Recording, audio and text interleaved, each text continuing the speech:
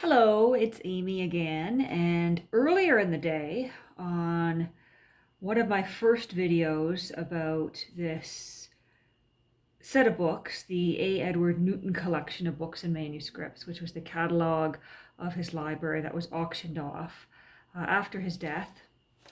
Debbie Baker was asking about, in the comment section, she was asking about any Jane Austen books in the collection, and in volume 1 here, the 3 volumes are in alphabetical order. So in volume 1, we have some entries for Jane Austen. And so I thought I would turn on the camera here and share with you the descriptions of the Jane Austen books that were in his collection. So we have entry number 41 here, which apparently sold, according to a previous owner of this book, for $950. And I'm taking these at face value, since the bookseller stated that they were the prices that the books sold for. And I can't imagine why anyone else would go through and put a bunch of prices. Prices realized, handwritten in margin. And I would suspect that the bookseller verified these, but I'm going to operate on the assumption that these are indeed the correct prices. So in 1941, Jane Austen, Sense and Sensibility, a novel by a lady in 3 volumes, sold for $950. And as the description said, original boards, paper labels, wholly uncut.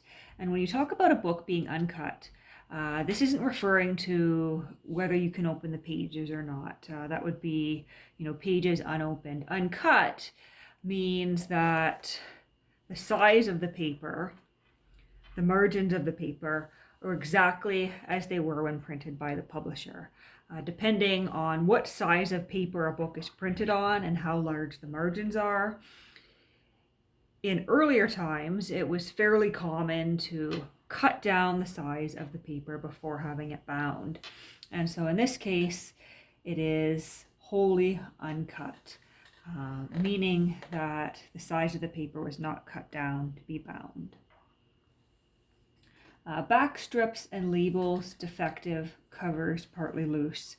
And so it wasn't in excellent condition.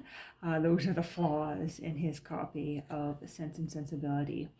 Slight marginal defects in a full red Levant Morocco Solander case. So it was in a red leather case, this book.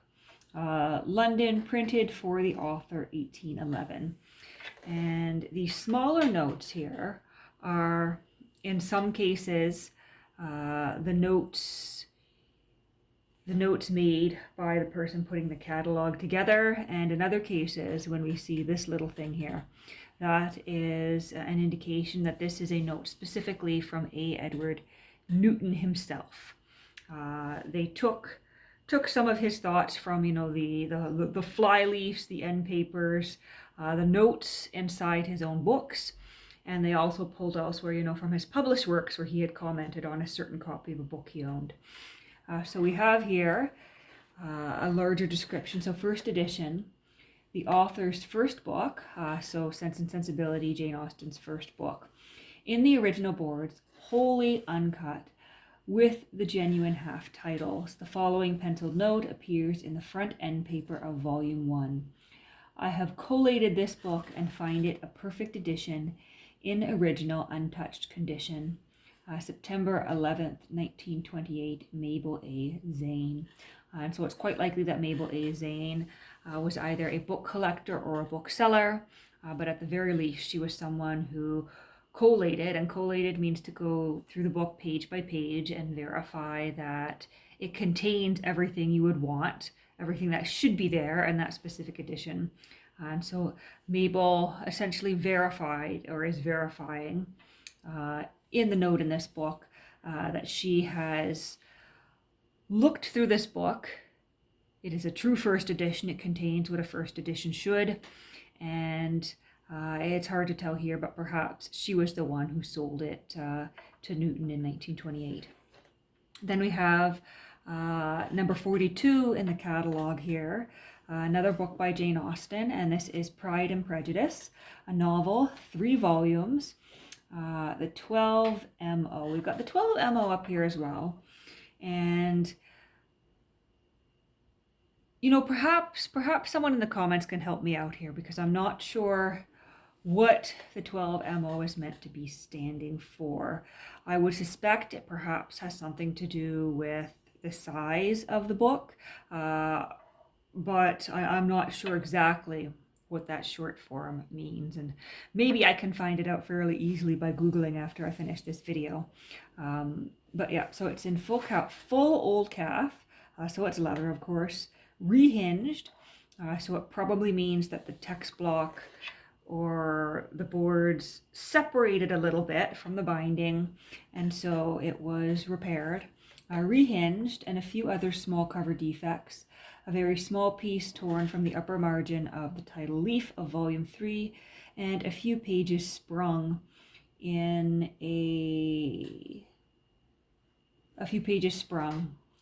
there's a period there. Sorry, I'm reading this book sideways. In a cloth case. And then we have a note here, first edition, with the genuine half titles, the name Captain Colin Campbell RN, and place of residence inscribed on the title pages and front end papers.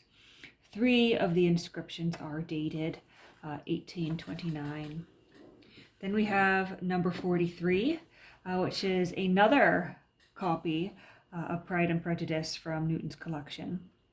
So Pride and Prejudice, a novel, once again in 3 volumes. We've got original paper-backed boards, paper labels uncut, back strips defective in a few places, labels slightly defective, and writing on the front covers. Some leaves are lightly foxed, and a small piece is torn from the upper margin of a few leaves in volume 1, and it is in a half orange Morocco folding case. And it is a 2nd edition. So he has both the 1st and the 2nd edition, both published in London in 1813. The 1st edition went for $300 US, and the 2nd for $275 US. And then we have number 44 in the catalog, once again Jane Austen, and this is a copy of Mansfield Park. A novel, once again in 3 volumes, as most novels were published in multiple volumes at the time, and often in 3. Old boards, paper labels, not original. So someone has created or put on new paper labels at some point. It is uncut, later end papers, and a small piece torn from the lower corner of the half title leaf in volume 2. In a half blue Morocco folding case. And so the fact that it has later end papers and that the paper labels are not original would indicate that someone has completely rebound this book at some point, because it was either damaged or they felt the need to somehow complete it with parts of another edition. Who knows, but it does go for slightly less than Pride and Prejudice or Sense and Sensibility. It only goes for $220 US. Despite it being a 1st edition, it's got the genuine half titles. The leaf of advertisements at the end of volume 3 are present. And there is a very small piece that has been torn from the upper margin of this leaf. And so this, I think, would have been a note that was contained in Newton's library, perhaps. And so then we have here number 45, and this is a copy of Emma, once again a novel in 3 volumes. It's got the original paper-backed boards, paper labels, and it's wholly uncut. The hinges are cracked, and so that would indicate, you know, when you open up a book, let's just show here for instance, when you open up a book, I suspect what that means is that this here is cracked. And so it's, the front board might be hanging loose a bit. There might be a big gap here. The label slightly defective. I'm not sure what it would mean by defective labels. Maybe the labels are torn, maybe they're faded, maybe they're only half there. In a half green Morocco folding case. And here is a note, first edition in the original boards, wholly uncut, with the genuine half titles, name inscribed on the front covers.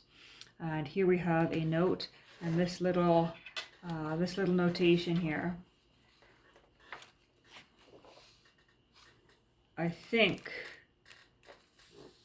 there's an explanation of a little notation there. I could have sworn I saw it. It's in here somewhere, either in the introduction or elsewhere. And this book is wonderful because we've got a list of his quotes here. I think it might be in this final word section here that is talking specifically about the introductions. And it is by E. Swift Newton, who is the son of A. Edward Newton.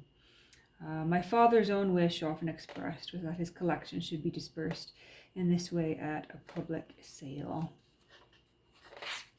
Conditions of the sale. Yep. I can't find where I was looking at it, but I'm fairly certain that this little star-like symbol here, this asterisk, is an indication that this is a note from Newton himself.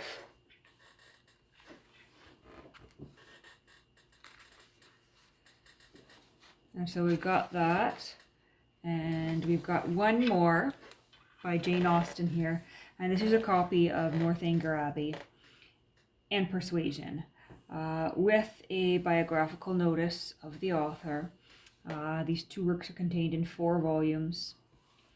Original paper-backed boards, paper labels wholly uncut, back strips and one label somewhat defective, other label slightly defective, and the price legend 24S cut away. I'm wondering if S would stand for, like, this would be British currency. Would S stand for, I don't know off the top of my head, but that would be the currency. Cutaway, half title lacking in volume 2, Northanger Abbey, front end paper lacking in another volume, and a few other small defects, and 2 half brown Morocco slip cases, published in London 1818. First edition in the original boards, wholly uncut. The half title and the last 2 volumes precedes the title page. And so that would be, once again, a note that was contained in Newton's library. For $250 US is what it sold for. And so that is the Jane Austen.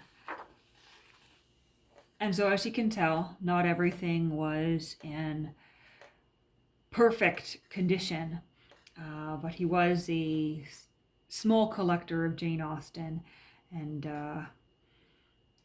I think he's spoken elsewhere of Emma as being one of the best novels written by Jane Austen. And then, of course, what interests me here is, moving on from Jane Austen, we have a bunch of entries on Francis Bacon. We have many, many pages on William Blake. If you're interested in the William Blake, I can certainly do another video solely on the William Blake in here. And then there's a whole section on his collection of James Boswell as well. And anyone who's read Newton's essays knows that he was immensely fascinated by Boswell and by the books of Boswell. So that is Jane Austen, and I'll leave it at that for now.